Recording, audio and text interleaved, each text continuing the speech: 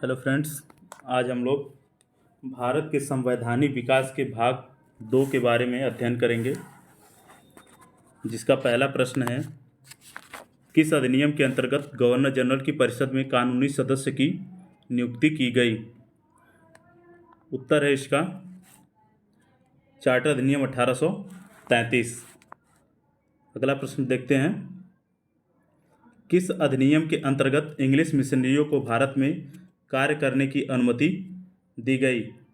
इसका आंसर होगा चार्टर अधिनियम 1813। रेगुलेटिंग एक्ट 1773 के बारे में हमने पढ़ा था कि 1773 के अंतर्गत कोलकाता में सर्वोच्च न्यायालय की स्थापना की गई थी, जिसके प्रथम मुख्य न्यायाधीश सर एलिजा इम्पे थे।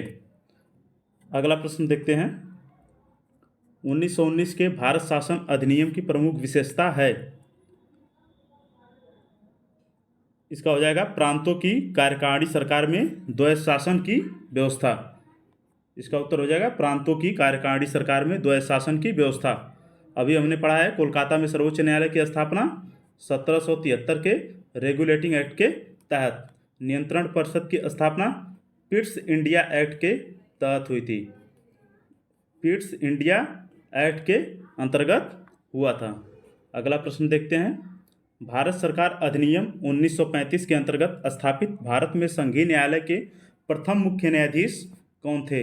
जिसका आंसर हो जाएगा सर मॉरिस गुएर। प्रथम मुख्य न्यायाधीश कौन थे? Sir Maurice Gwyer. Sir Elijah Impey के बारे में जानकारी के लिए बता दें आप लोगों को कि कोलकाता का जो सुप्रीम कोर्ट की स्थापना हुई थी कोलकाता में, उसके मुख्य न्यायाधीश प्रथम कौन थे? सर एलिजा इम्पे थे। अगला प्रश्न देखते हैं, किस अधिनियम के अंतर्गत मुसलमानों के लिए पृथक सांप्रदायिक निर्वाचन मंडलों की व्यवस्था की गई। आंसर होगा इसका भारत शासन अधिनियम 1909। इसको हम क्या कहते हैं? मार्ले मिंटो एक्ट के भी नाम से जानते हैं। मार्ले मिंटो एक्ट के नाम से भी या अधिनियम के नाम से जानते हैं। अगला प्रश्न देखते हैं, भारत के संविधान का प्रारूप तैयार करने वाली संविधान सभा के सदस्यों को ब्रिटिश संसद द्वारा नामित किया गया, गवर्नर जनरल द्वारा नामित किया गया, विभिन्न प्रांतों के विधानसभाओं द्वारा चुना गया, भारतीय राष्ट्रीय कांग्रेस और मुस्लिम लीग द्वारा चुना गया।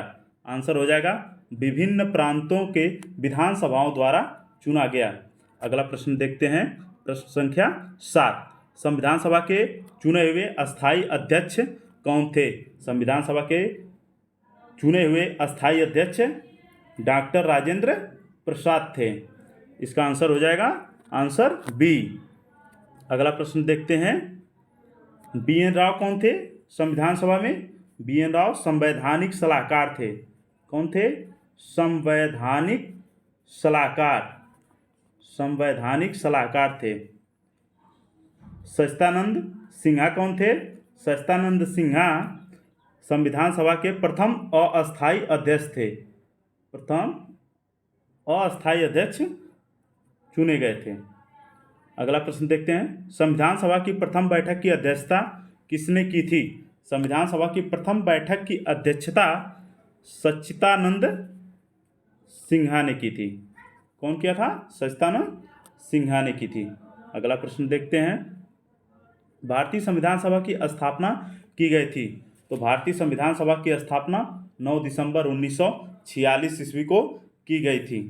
अगला प्रश्न देखते हैं, संविधान सभा के सम्मुख संविधान की प्रस्तावना का प्रस्ताव किसने रखा था।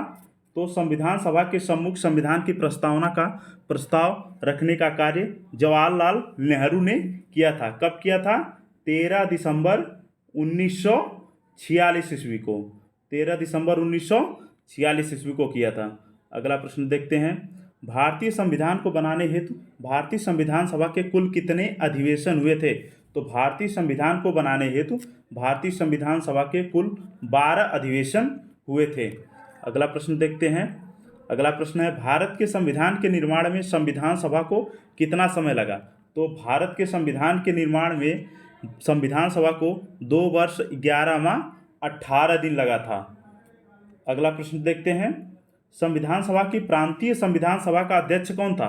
संविधान सभा के प्रांतीय संविधान सभा का अध्यक्ष सरदार पटेल थे। और प्रथम अस्थायी अध्यक्ष की अगर हम बात करते हैं तो प्रथम अस्थायी अध्यक्ष जो थे कौन थे? डॉक्टर राजेंद्र प्रसाद। प्रथम अस्थायी अध्यक्ष डॉक्टर राजेंद्र प्रसाद। और प्रथम अस्थायी अध्यक्ष के बारे में बात करेगा तो अगर प्रश्न पूछता है तो सच्चिदानंद सिन्हा। डॉक्टर भीमराव अंबेडकर कौन थे? प्रारूप समिति के अध्यक्ष थे, जो कि विभिन्न समितियों में एक महत्वपूर्ण समिति प्रारूप समिति थी, जिसके अध्यक्ष कौन थे? डॉक्टर भीमराव अंबेडकर। अगला प्रश्न देखते हैं। डॉक्टर भीमराव अंबेडकर की अध्यक्षता में संविधान सभा की प्रारूप समिति में कितने अन्य सदस्य थे? अभी हमने पीछे बताया है कि प्रारूप समिति जो एक महत्वपूर्ण समिति थी, इसके अध्यक्ष डॉक्टर भीमराव अंबेडकर थे। और इस समिति में कुल सदस्यों की संख्या 7 थी, जबकि भीमराव अंबेडकर को अगर हम हटा देते हैं तो अन्य सदस्य कुल कितने थे? 6। डॉक्टर भीमराव अंबेडकर को हटाने के बाद अन्य कितने हो जाएंगे? 6। अन्य कितने सदस्य हो जाएंगे? 6। और भीमराव अंबेडकर को लेकर कुल 7 सदस्य। अगला प्रश्न देखते हैं। भारतीय संविधान सभा की प्रारूप समिति का अध्यक्ष कौन था? तो हमने पीछे बताया है आपको कौन था? डॉक्टर भीमराव अंबेडकर। सच्चिदानंद सिन्हा के बारे में बताया कि अस्थायी अध्यक्ष थे। और डॉक्टर राजेंद्र प्रसाद के बारे में बताया है कि डॉक्टर राजेंद्र प्रसाद अस्थायी अध्यक्ष संविधान सभा के थे। अगला प्रश्न देखते हैं। ये अंतिम प्रश्न था। धन्यवाद।